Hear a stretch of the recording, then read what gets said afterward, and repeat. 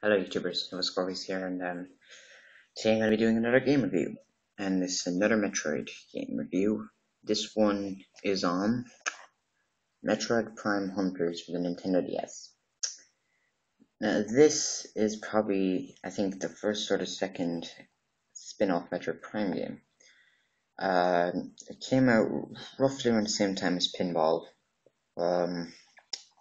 The different thing with this game is that you get, which I think is pretty awesome, is that you get to play as different bounty hunters. There's 6 different bounty hunters in this. There's Psylocke, Trace, Weevil, Candon, Spire, and Noxus. These hunters are pretty cool. Out of them, my favorite has to be Psylocke. Storyline basically takes place after Metroid Prime and before Metroid Prime 2. Correct me if I'm wrong on that. And pretty much you get the Federation have gotten this distress signal that someone has sent a telepathic message saying the key to ultimate power lies in the Limit Cluster. And now bounty hunters from all over the universe are like racing to this Limit Cluster to secure this power. And the Federation have dispatched Samus there, and these hunters are all fighting over it. And basically when you get there, spoiler alert for this, the final boss, Goria, pretty much all the hunters free it from this seal sphere, and Goria breaks free, supposedly kills all the hunters and take all their powers, and you have to fight Goria then to supposedly save the universe from destruction. And the best part about this is that afterwards, the hunters are alive. Somehow they come back to life, and you see them flying off into space, or at least you see orbs the same color as them in space. So this is probably one of my favorite Metroid games. I'd give it, out of 10, I think I might give it a 7, because you can also play multiplayer, which is something we've only seen in 2 Metroid games so far.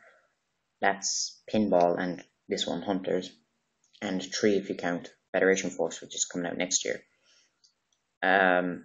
This one, more or less, not Pinball, sorry, multiplayer in Metroid Prime 2 Echoes. So I'd give it a 7 out of 10. It's a great game. It's more or less merged all 3 Metroid Primes into one spin-off game, even though this came out before the 3rd one. To me, it felt like all 3 of them in one, because the way you're alone and isolated, and the fact that you go around to different planets, and the fact that they kept the same kind of scanning mechanic. You also get different weapons. The hunters have different weapons that you can use.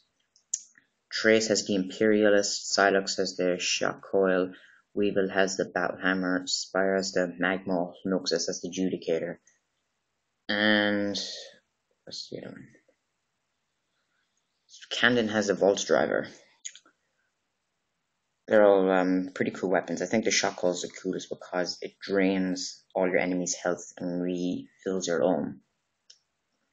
So yeah, and this one is like, this game is kind of key to the Metroid Prime series because one of the hunters, Psylocke, appears at the end of Metroid Prime 3 Corruption. Or rather, his ship appears, and Kensuke Tanabe did confirm that that was Psylocke. So that might mean that we are getting Metroid Prime 4 Resurrection. I'm not talking about that for this bit. So if you haven't played this game, I'd recommend getting it. It's a short enough Metroid game. Easy. Took me a while to figure out though, like a lot of Metroid games. Mainly because like you've got so many places to go, yet you have to figure out for yourself with no help. And that's what I like about Metroid games. So yeah, this came out the demo came out in 2004. It was called Metroid Prime Hunters First Hunt. The unusual thing about that though is that in that demo there were Metroids in it, but in the actual game there were none, which was strange. Don't know why though, but I'm actually happy they didn't, because personally to me I find Metroids are pretty terrifying, especially in Prime 1 they were just dreadful. Prime 2 they weren't that bad. Prime 3 they were kind of scary as well. Other than them, they were just annoying. Yeah, pretty much. But they did have some sort of incarnation of a Metroid. They had quadroids, which these little reptile things that jump and grab onto your face and do the same thing as a Metroid.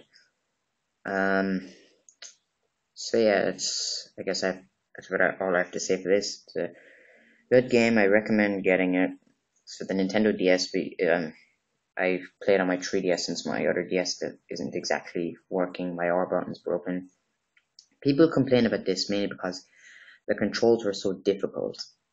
Though you can change the controls, and I changed them to, I think it's a dual mode right, where R's to jump, L's to shoot, X is to look up left, A is right, B is down. Yeah. So yeah, also there's an online feature in the game, but people said that got cancelled though, which I find strange because I have that one on it, and plus on the box it does say that you can play online. I don't exactly know about that, but some people didn't really like this game. I don't really know why. I thought it was a great game. Really immersing. Gets you really immersed in the story, even though it's a short enough game.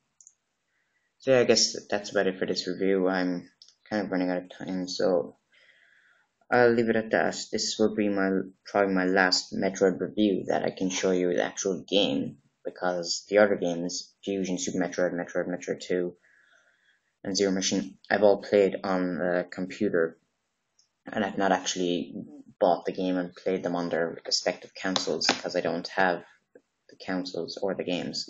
So when if I do reviews for those games, I won't be able to show you the boxes or anything. So yeah, that's about it for this episode, this review, sorry. Hope you all enjoyed. Thanks for watching, and please subscribe.